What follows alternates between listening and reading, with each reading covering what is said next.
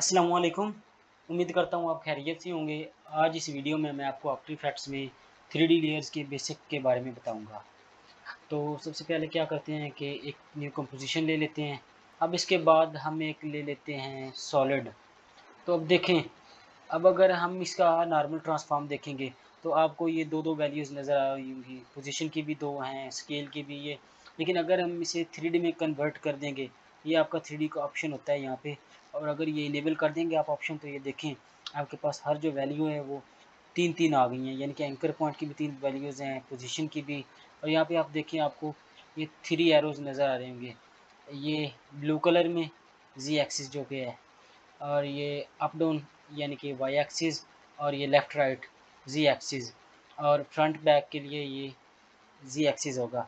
अगर हम इसे यहाँ से पकड़ कर इसे मूव करेंगे तो ये इस साइड पे मूव करेगी हमारी पूरी लेयर। इसी तरह अगर हम इसे यहाँ पे मूव करेंगे वाई एक्सिस पे तो ये ऐसे मूव करेगी, और अगर हम इसे ज़ी एक्सिस पे मूव करेंगे तो ये देखें ये ऐसे मूव करेगी आगे पीछे। लेकिन हमें फ़िलहाल अंडू कर देते हैं सब कुछ। अच्छा, अब आपको मैं ये नॉर्मली समझाने के लिए ना एक टेक्स्ट लेयर लूँगा। यहाँ पे आप अगर टेक्स्ट टूल को डबल क्लिक करेंगे तो आपके पास ये टेक्स्ट लेयर आ जाएगी, और यहाँ पे आप मैं लिख लेता हूँ 3D। अब इसे हम 3D में कन्वर्ट कर देते हैं।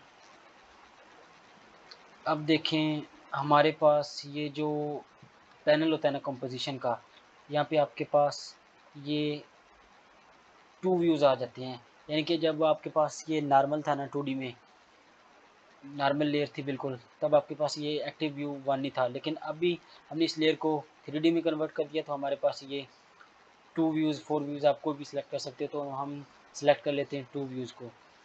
अब ये देखें, ये जो एक्टिव कैमरा यानी ये डिफ़ॉल्ट वाला होता है, ये हमारा जो रेंडर हो जाती है वो व्यू होता है। और दूसरा हम बस एडिट के लिए देखते हैं कि हम आप इसे टॉप से भी देख सकते हो, लेफ़्ट राइट हर एंगल से इसे देख सकते हो। यानी कि ये भी आपको समझ नहीं आएगी, मज़ीद आपको समझाता हूँ तो आपको समझ आएगी। तो हम इसे फ़िलहाल कर लेते हैं टॉप व्यू में। लेकिन आप ओपनली इसे ऐसा करें कि ये डिफ़ॉल्ट पे रखें, एक्टिव कैमरे पे, ताकि आपको पता चल सके कि आपका जो रेंडर है वो किस तरह का होगा। और अब हम क्या करेंगे कि एक न्यू सॉलिड लेयर ले लेंगे, और इसका जो साइज़ है वो हम बहुत बड़ा कर लेंगे। इसकी जो हाइट विड्थ है ना वो 4000 कर लेंगे दोनों। तो ये हमारी लेयर आ गई। इसे भी हम 3D में कन्वर्ट कर लेंगे और टेक्स्ट के नीचे ले आएंगे।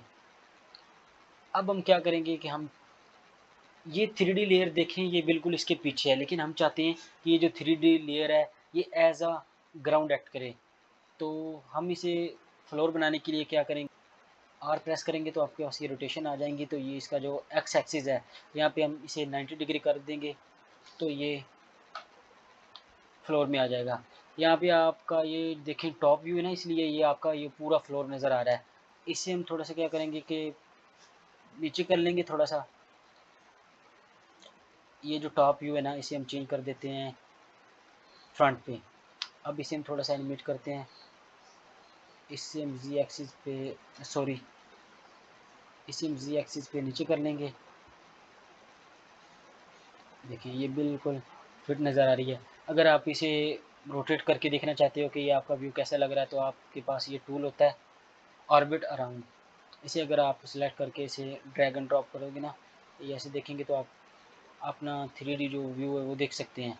तो ये देखिए गाइस, ये बेसिक इंट्रोडक्शन था 3D लेयर्स के बारे में। उम्मीद करता हूँ आपको ये मेरी वीडियो पसंद आई होगी। नेक्स्ट वीडियोज़ में आपको 3D कैमरा लाइट के बारे में भी बताऊँगा। तो प्लीज़ लाइक शेयर सब्सक्राइब कर दीजिएगा। अल्लाह हाफ़िज़।